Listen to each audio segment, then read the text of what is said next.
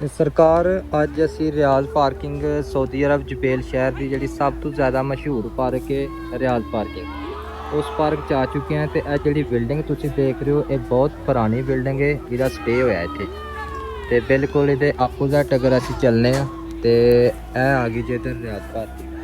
ਤੇ ਭਾਈਓ ਰਿਆਜ਼ ਪਾਰਕਿੰਗ ਬਾਕੀ ਪਾਰਕਿੰਗਾਂ ਤੋਂ ਥੋੜੀ ਮੁਖਤਲਿਫ ਹੈ ਕਿਉਂਕਿ ਇਹ ਫੈਮਿਲੀ ਪਾਰਕਿੰਗ ਨਹੀਂ ਹੈ। ਬਿਲਕੁਲ ਵੀ ਇਸ ਪਾਰਕ ਦੇ ਵਿੱਚ ਤੁਹਾਨੂੰ ਹਰਿਆਲੀ ਨਜ਼ਰ ਨਹੀਂ ਆਏਗੀ।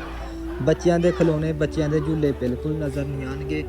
ਬਿਲਕੁਲ ਸਾਦਾ ਸਫੇਦ ਮਿੱਟੀ ਦੀ ਤਰ੍ਹਾਂ ਪਾਰਕ ਹੈ। ਦੇਖੋ ਤੁਸੀਂ, ਇਹ ਦੁਪਹਿਰ ਦੇ 3 ਵਜੇ ਦਾ ਟਾਈਮ ਹੈ ਤੇ ਇਹ ਸੂਰਤ ਹਾਲ ਹੈ। 1 ਘੰਟੇ ਤੋਂ ਬਾਅਦ ਇਸ ਪਾਰਕ ਦੇ ਵਿੱਚ ਤੁਹਾਨੂੰ ਪੈਰ ਰੱਖਣ ਨੂੰ ਵੀ ਜਗ੍ਹਾ ਨਹੀਂ ਮਿਲੇਗੀ। ਇਹ ਰਿਆਜ਼ ਪਾਰਕਿੰਗ ਦੇ ਦਾएं ਬਾएं ਅਗਲ ਬਗਲ ਬਹੁਤ ਜ਼ਿਆਦਾ ਸਪਲਾਇਰ ਨੇ। ਸਪਲਾਇਰਾਂ ਦੀ ਵਜ੍ਹਾ ਤੋਂ ਇਹ ਪਾਰਕ ਮਸ਼ਹੂਰ ਹੈ ਕਿਉਂਕਿ ਇੱਥੋਂ ਹਰ ਬੰਦੇ ਨੂੰ ਹਰ ਕਿਸਮ ਦਾ ਕੰਮ ਮਿਲਦਾ, ਹਰ ਕਿਸਮ ਦੀ ਜੌਬ ਤਲਾਸ਼ ਕਰਨੀ ਹੈ ਤੁਸੀਂ ਰਿਆਜ਼ ਪਾਰਕਿੰਗ ਆਉਣਾ ਹੈ। ਰਿਆਜ਼ ਪਾਰਕਿੰਗ ਜਿੰਨੀਆਂ ਬਿਲਡਿੰਗਾਂ ਨਜ਼ਰ ਆ ਰਹੀਆਂ ਨੇ ਇਹਨਾਂ ਸਾਰੀਆਂ ਬਿਲਡਿੰਗਾਂ ਦੇ ਵਿੱਚ ਬਹੁਤ ਜ਼ਿਆਦਾ ਸਪਲਾਇਰ ਰਹਿੰਦੇ ਨੇ ਤੇ ਸਪਲਾਇਰਾਂ ਕੋਲ ਡਿਮਾਂਡ ਆਈ ਹੁੰਦੀ ਹੈ। ਤੇ ਹੁਣ ਤੁਹਾਨੂੰ ਦੱਸਣਾ ਡਿਮਾਂਡ ਇੱਥੇ ਕਿਵੇਂ ਲੱਭੇਗੀ, ਕਿਵੇਂ ਪਤਾ ਚੱਲੇਗਾ ਕਿਹੜੇ ਸਪਲਾਇਰ ਕੋਲ ਕਿਹੜੀ ਡਿਮਾਂਡ ਹੈ।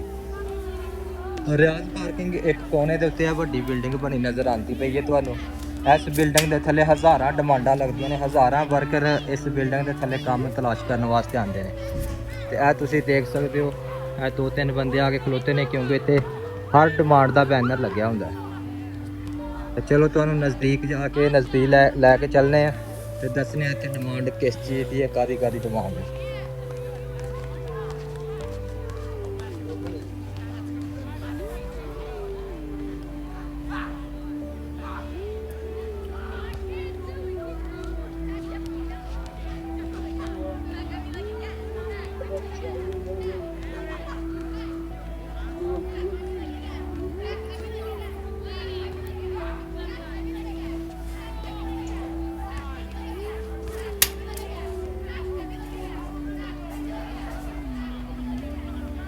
सरकार इस बिल्डिंग के बिल्कुल सामने कुक पे SNB बैंक है। SNB बैंक के उत्ते जी बिल्डिंग नज़र आ रही है।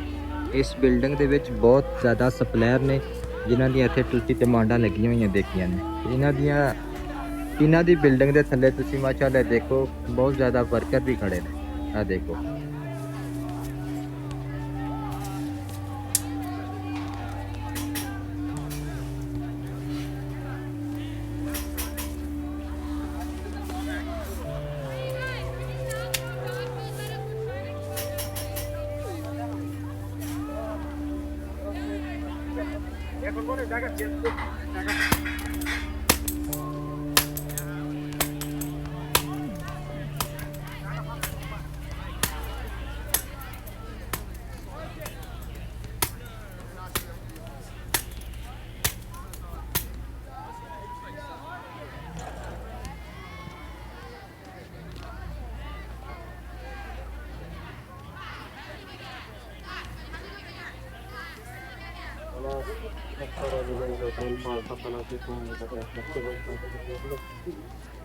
बोलना बात है ओवर वाइज कर रहा हूँ।